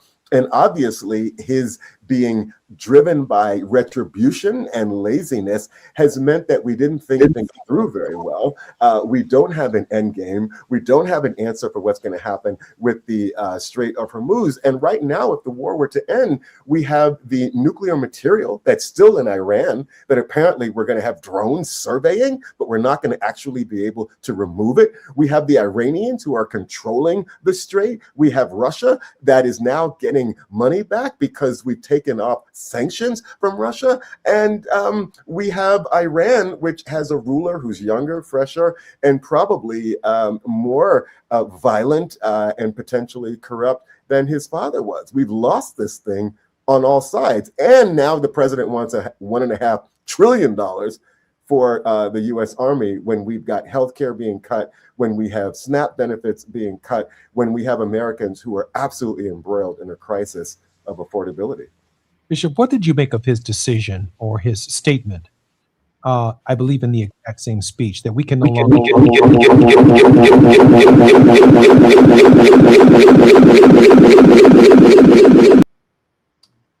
longer afford Medicare, Medicaid, programs of social uplift, and healthcare. Bishop?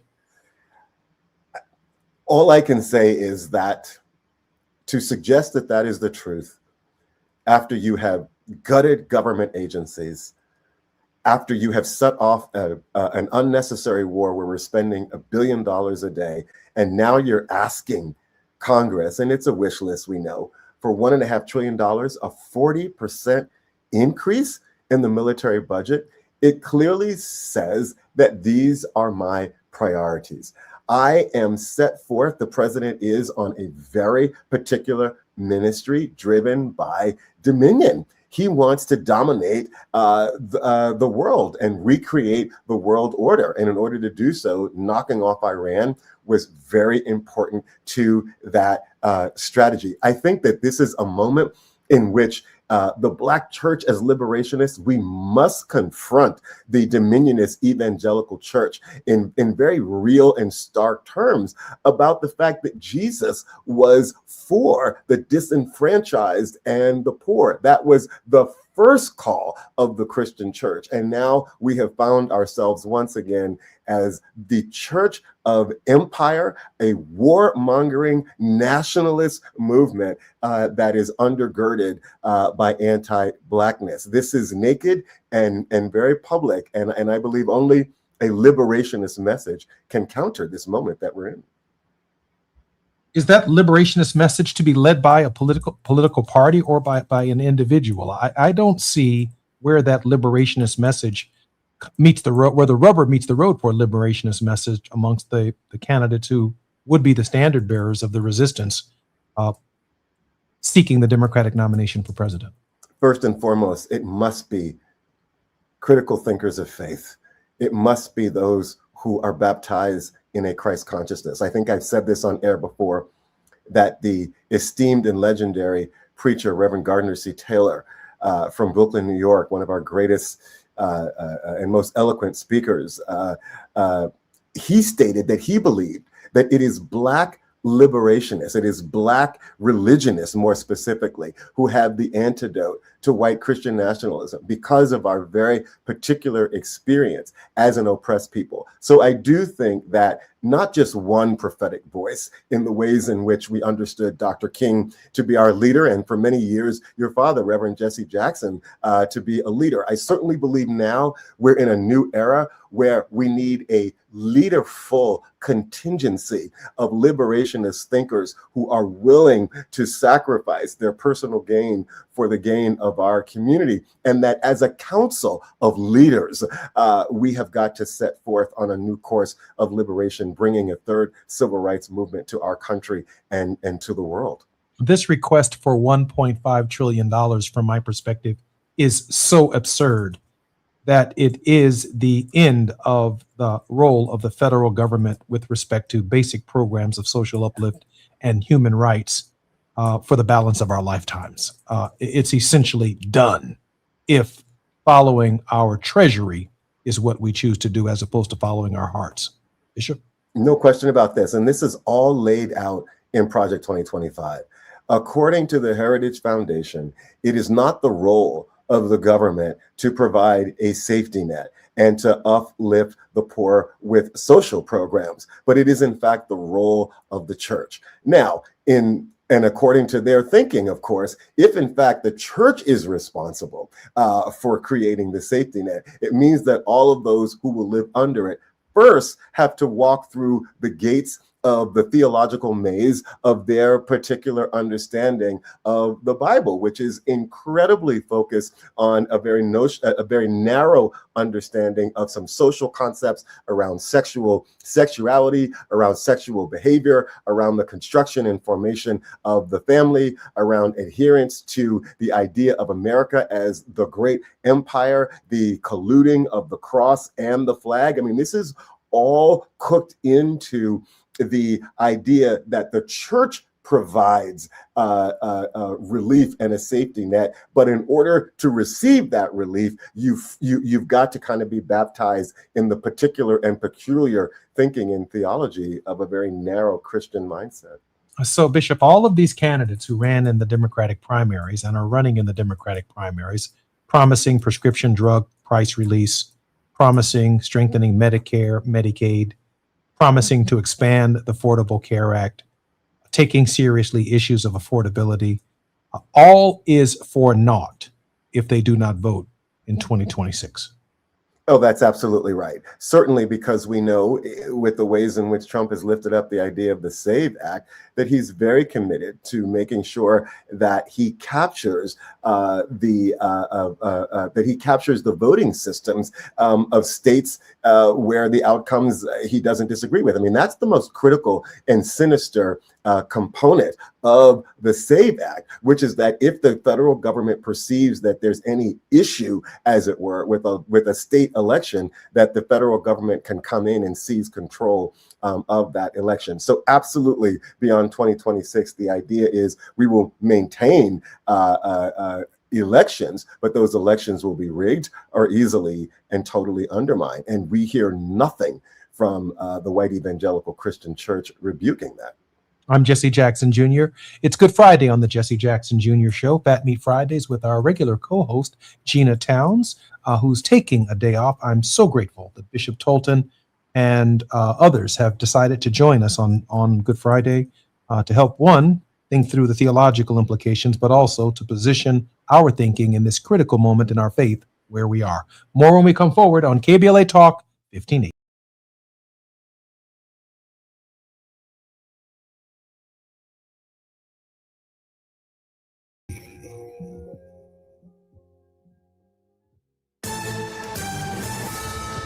I'm Amber Payton with BIN News Now. Friends and colleagues of Black Coral Springs, Florida Vice Mayor Nancy Mateo Bowen are gathering for a candlelight vigil to honor her life and legacy.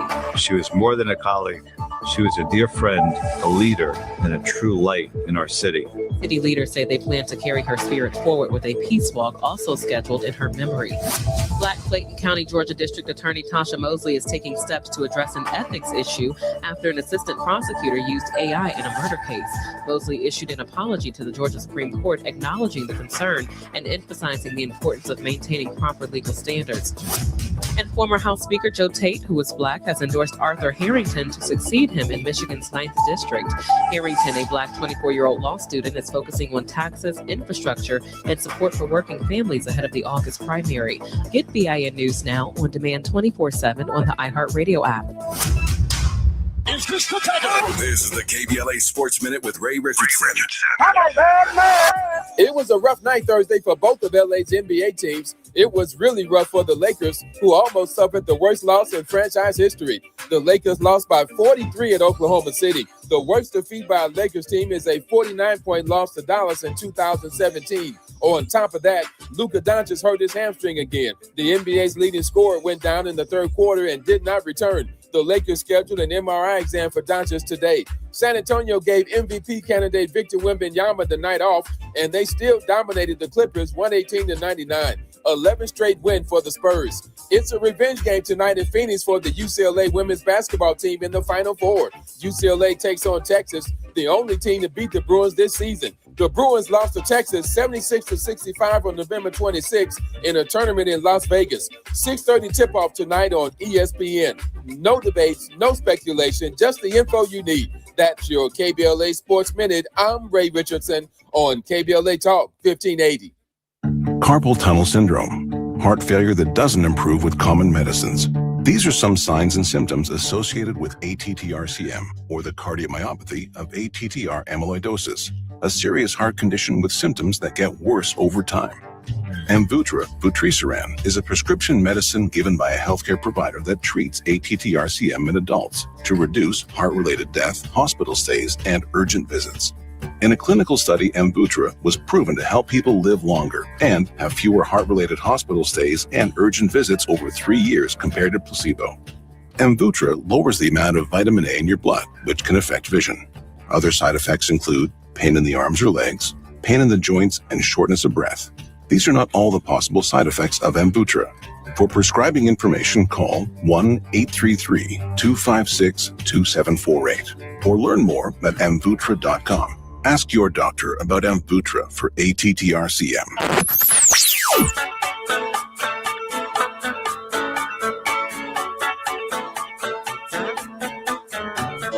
This is KBLA Talk 1580. Talk radio. That's music to your ears. We're unapologetically progressive. KBLA Talk 1580. I need a little range, step to the range. There's a new flavor in town, the Jalapeno Ranch Club at Chick-fil-A. With that juicy Chick-fil-A original spicy or grilled chicken, a buttermilk ranch bun, candied bacon, pepper jack cheese, and jalapeno ranch sauce. It's got big ranch vibes with a little heat.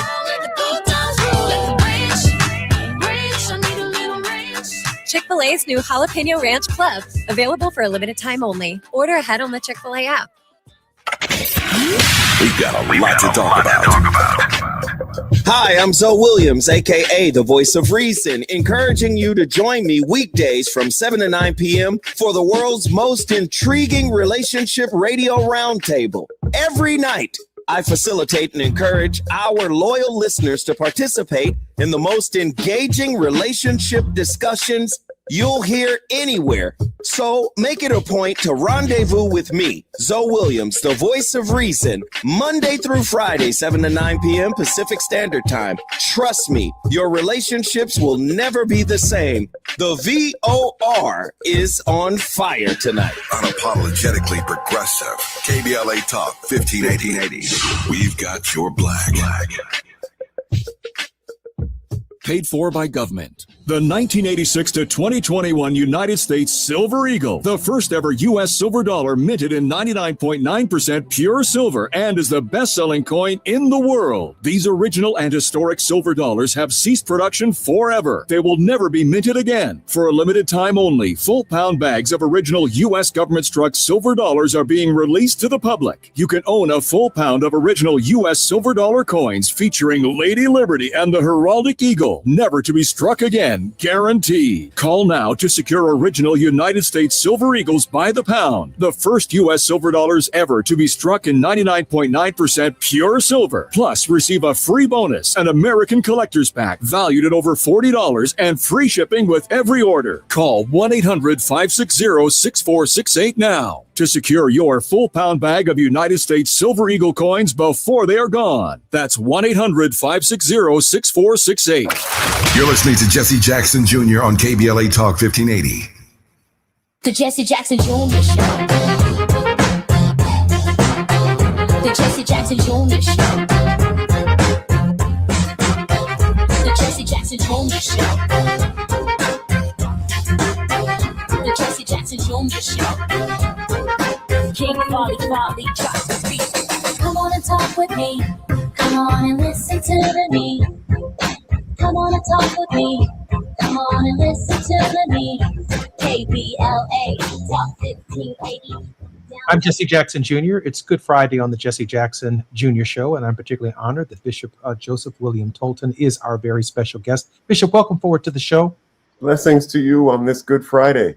Thank you for joining me, Bishop. The $1.5 trillion budget request will almost ensure that people who are running for office between now and November will not be able to pay for even the smallest portion of their dreams from the federal budget. The budget, at least when I left Congress, was under $4 trillion. I think it's somewhere hovering in that general space. The deficit is now exploding with the amount of military spending that the president is engaged in. And I can only imagine the grift that's actually taking place in these contracts over at the Pentagon during this grossly corrupt phase in the history of the United States.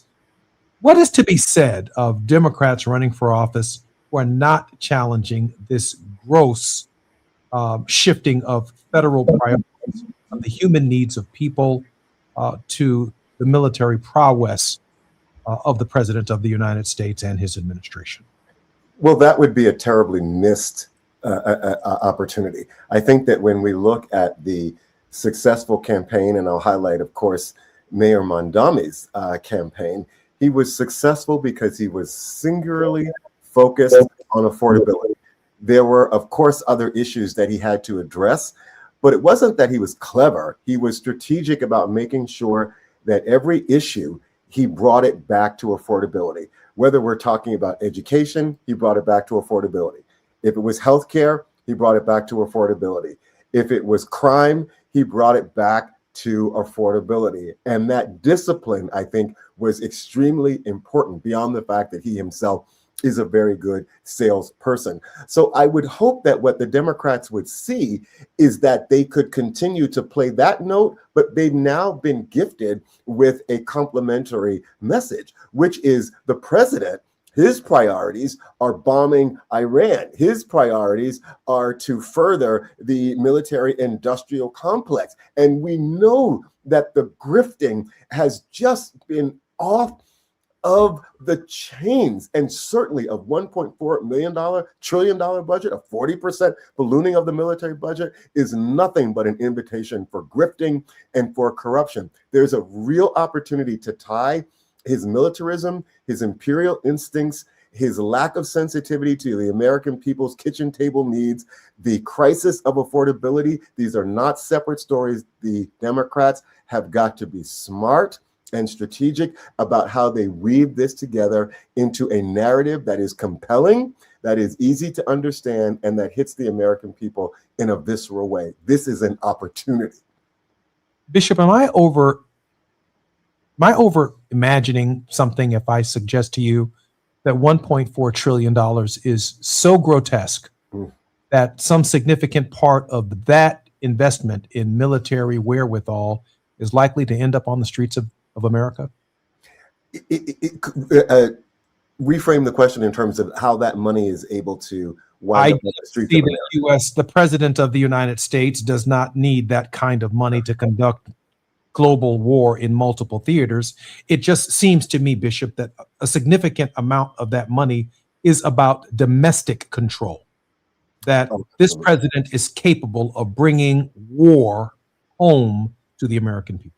Yeah, that's absolutely the case. And I do think that that's a part of the story. Thank you for lifting that up, that we cannot forget. Currently, let's be clear, the budget for ICE is bigger than I think it almost parallels many European nations' investments in their own military. So this militarization of the country via ICE and via these hyper investments into the U.S. military very much so is about control. It's not just about his imperial meddling. It's that to some degree, but it's also strengthening his capacity to clamp down on and to occupy American cities, both in terms of occupying us during the electoral process, but also occupying American cities around his crusade around immigration, but also policing, in particular, Black and brown bodies. Absolutely, that is a high priority for this president. And this is grotesquely immoral. It is fundamentally unchristian, and there is just no human decency. And I also think it's a grave political miscalculation as well. My mind is struggling with the idea that at this moment, when my faith is being structured and tempered by the crucifixion of Jesus of Nazareth and the resurrection of Jesus on Sunday, that on the same day I could pick up a newspaper and see the president of the United States spending $1.5 trillion or proposing a budget of $1.5 trillion to militarize the heavens, to expand theaters around the world, to have a budget for the Immigration's Custom Enforcement Agency that rivals militaries around the world. It is the very empire of Rome at the hour of the crucifixion of Jesus and at the hour of his resurrections. Bishop, do you see the parallels? Oh, absolutely. This is absolutely that. And the blind side that the Romans had is also his blind side. He does not understand the will of the people, the strength of the will of the people, or the resolve of the people. He absolutely believes, as he said about the war in Iran during his speech the other night, that we are all powerful, we are completely in control. And then on this morning, what we woke up to was that 2 of our pilots were missing. Now, thank God, just 1, because one of our, I believe, F-10s had gone down. Pride goeth before a fall. This is how empires unravel, because there is always a blind spot, and it is in that blind spot that the oppressed can play to bring some form of justice.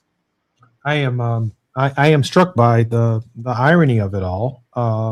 The idea that on the one hand, we are calming our faiths for the purposes of realigning our Christian praxis with the divine, with one of the most extraordinary, if not the most extraordinary story in human history, while at the same time, the government's tone deafness to the season that we're in is providing an escalation that probably per capita hasn't been seen since Rome at the hour of the crucifixion of Jesus himself. I mean, the prophets studying war no more. If the culmination of all of these prophecies is Jesus of Nazareth. To love your neighbor as yourself, to love your enemy, to see what's taking place in our world is just not driven by moral consciousness. Bishop?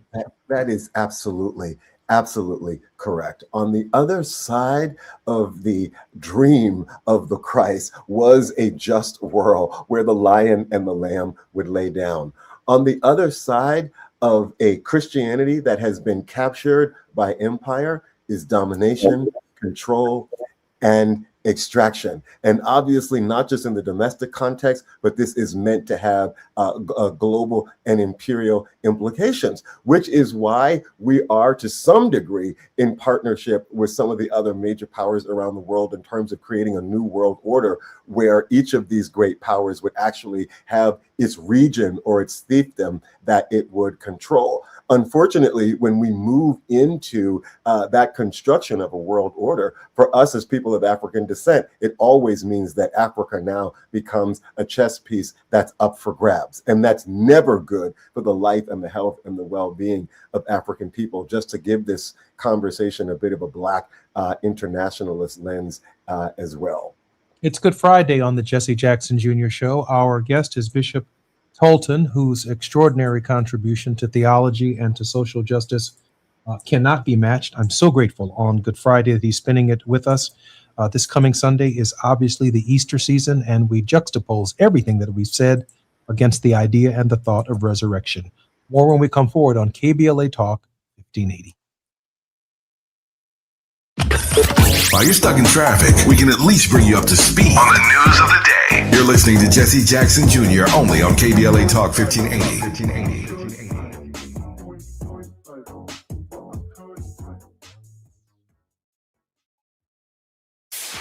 KBLA Talk 1580. We've got a lot to talk about. KBLA Talk 1580, connecting you with services and solutions. The BLM Center for Black Power is a hub for Black activism in the city of Los Angeles, a standalone nonprofit affiliated with Black Lives Matter LA. The venue is home to live events, meetings, and organizing drives for Black-led community-based organizations. It is also the base of operations for Black Lives Matter LA. Built on what used to be a nuisance property owned by an arms dealer, the BLM Center for Black Power is in the heart of Leimert Park and has opened its doors to everything from youth organizers to toy drives to film screenings and community town hall meetings. To make a donation or make a request, please visit blmla.org. That's blmla.org. This is a community call to action from KBLA Talk 1580. Imagine every pregnant person in LA County having the support they deserve. A doula on every block. Doulas provide emotional, physical, and informational support during pregnancy, through labor, and beyond. Medi-Cal now covers doula care. That means you can get the support you need or train to support families in your community. The LA County Medi-Cal Doula Hub is here to help. Learn more and get started today at ladoulahub.com. Small businesses are the heart of America. But you don't have to go it alone. As the nation's largest nonprofit resource of expert business mentoring, SCORE has helped millions of entrepreneurs build their businesses for free. Get the connections, education, and guidance you need with SCORE. We're ready to help. Find a mentor today at score.org. My mom has decided to learn to paint, and she's good. My dad's now into creative cuisine, and I've already put on 6 pounds. Learning new things comes with age. My mom, she started forgetting my name and what we're talking about. Forgetting well-known things doesn't. Memory loss may be a sign of Alzheimer's disease. Early detection gives you and your loved one time to plan for the future. Learn the warning signs of Alzheimer's at 10signs.org. Brought to you by the Alzheimer's Association and the Ad Council. What if your rooftop could earn you money every year? With LADWP's Solar Rooftops program, you can get solar panels installed and maintained on your home at no cost and earn up to $900 a year. That's up to $18,000 over 20 years. There are no upfront costs, no credit checks, and no annual fees. Plus, you'll help power Los Angeles with clean local solar energy and reduce reliance on fossil fuels. Make your rooftop work for you. Apply today at ladwp.com/solar rooftops. On top of home and auto, Progressive protects your boat, RV, and motorcycle so you can explore the unknown. Actually, we just take the RV to the same campground every year. Well, maybe you can catch your own dinner on your boat. Oh, we can actually get pizza delivered there from this brick oven place we love. Will you at least try a new topping? Honestly, probably not. We kind of have a go-to order. Fine. Just bundle home or auto insurance with your outdoor vehicles with Progressive and stay protected when you go, I guess, where you've gone before. Progressive Casualty Insurance Company and affiliates. Not available in all states or situations. My mom has decided to learn to paint, and she's good. My dad's now into creative cuisine, and I've already put on 6 pounds. Learning new things comes with age. My mom, she started forgetting my name and what we're talking about. Forgetting well-known things doesn't. Memory loss may be a sign of Alzheimer's disease. Early detection gives you and your loved one time to plan for the future. Learn the warning signs of Alzheimer's at 10signs.org. Brought to you by the Alzheimer's Association and the Ad Council. KBLA Talk 1580. We've got a lot to talk about. KBLA Talk 1580, connecting you with services and solutions. The Michael's Daughter Foundation is dedicated to inspiring youth and resilience through storytelling, arts, filmmaking, and enrichment programs for youth and families in under-resourced communities and system-impacted individuals. The Michael's Daughter Foundation is a 501c3 nonprofit providing free and low-cost arts programs to youth and families from under-resourced communities, both system-impacted youth and those affected by the incarceration of a loved one. 1 in 43 children in America have a parent incarcerated. 70% of those children are expected to end up in prison. Through filmmaking, animation, theater, and writing, they help young people express themselves, build confidence, and imagine new possibilities. Beyond the arts, they offer financial literacy workshops, emergency support, and scholarships. Because thriving takes more than talent, it takes access. To learn more about the impact of Michael Daughters Foundation and how you can be a part of the movement, please visit their website, michaelsdaughterfoundation.com. This is a community call to action from KBLA Talk 1580. Now back to more of Jesse Jackson Jr. on KBLA Talk 1580. The Jesse Jackson Jr. Show. The Jesse Jackson Jr. Show. The Jesse Jackson Jr. Show. The Jesse Jackson Jr. Show. King Volley, drop the beat. Come on and talk with me. Come on and listen to me. Come on and talk with me. Come on and listen to me.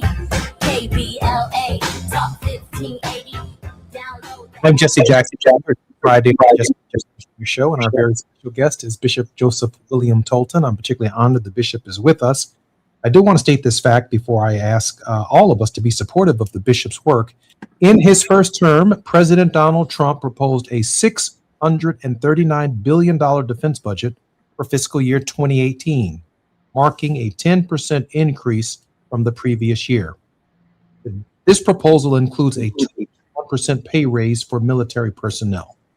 Today, the President of the United States, Donald Trump, in his second term, first year and a couple of months, is now proposing a $1.4 trillion military budget, more than doubling the military budget of the cumulative of every president of the United States who's ever served in that position. The level of insanity is mind-boggling and absolutely insane. Bishop Tolton, welcome forward to the Jesse Jackson Jr. Show in our final segment for Good Friday. Blessings to you on this Good Friday. Bishop Tolton, I'm struggling to find some hope in this because there's a whole new army of Democrats who are trying to regain control of the Congress. They still have general elections that they have to bend their way through. But in some significant measure, I doubt if it'll be 1.4 trillion unless there's a significant pushback by Republicans in the Congress. It is quite possible that this Congress could approve the most grotesque military spending campaign in the history of planet Earth. That grotesque. And I juxtapose that against the backdrop, Bishop Tolton, of this being the high holy season of peace in human consciousness. And I ask for your word of hope and your thoughts in that context. But before I do just that, Bishop, I'll give you a moment to think about that. How can we support your work at the Affirming Ministries? Please visit IC, the letter I, the letter C, justice.org. That is the website for Interconnected Justice. Join us, become a member, become a person of Black consciousness who supports the network that we are building between Africans and African Americans to confront the global anti-Black intentions of white Christian nationalism. I also am very proud to announce that one of the advisors for the Affirming Elders Council is Reverend Mpofu Tutu, the daughter of Archbishop Desmond Tutu. She has launched a new podcast called Belonging, and you can find a link to Belonging at icjustice.org. We're so very proud of that partnership. Bishop, at icjustice.org, is there a donate button? There is a donate button, my brother, and I am remiss for having lifted that up. Yes, bring ye all the tithes to the storehouse, that there may be meat in my house. Please click on that donate button when you visit us. Bishop, help us reconcile this military budget with the high holy season that we find ourselves in. So grateful.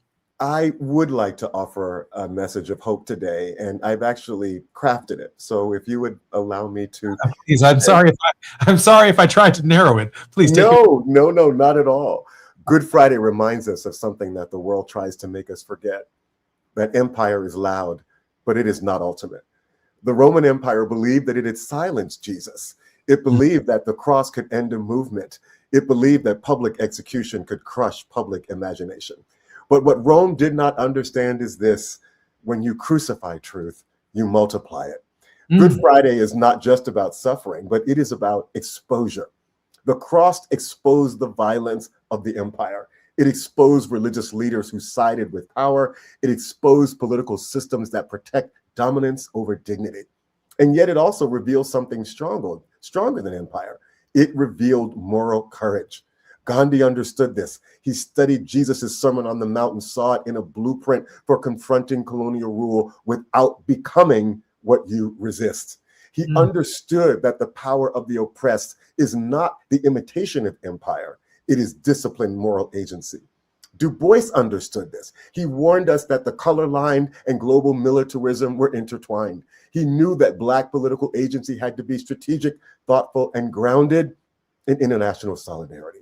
Howard Thurman understood this. He asked us what Jesus meant to those whose backs were against the wall, and he answered that Jesus stands with those whom the system pushes to the margins. Now let's come to now. We are living in a moment where political money moves aggressively, where outside forces pour resources into political races to shape outcomes, where Black progressive voices often face disproportionate opposition. But here, Brother Jesse, Candidate Jesse, is the hope. Black political agency has never depended on money alone. It is dependent on consciousness, community, and clarity. So on this Good Friday, the disciples saw defeat, but by Sunday, they saw destiny. The cross looked like the end, but it was actually a turning point. So when powerful interests attempt to outspend, outmaneuver, or overwhelm Black political expression, remember this: resurrection movements are not controlled by empire's budget. So on this Easter, Good Friday tells us that systems can crucify bodies, but they cannot crucify truth forever. And what looked like the suppression, even in your own race, I believe, as I can say this to your audience, but also to you, my brother, that was nothing but preparation for your and our what's next. Somewhere I read that truth crushed to the earth shall rise again. Oh, yes. And we've not had a finer example of that on this Good Friday, leading into the Easter season, that offered by Bishop Tolton. Bishop, thank you for being with us today on the Jesse Jackson Jr. Show. Absolutely a blessing to be with you. So honored and privileged. Give us that website one more time and that donate button, that push right there. Yes, wwicjustice.org. Please click on donate and click on join us.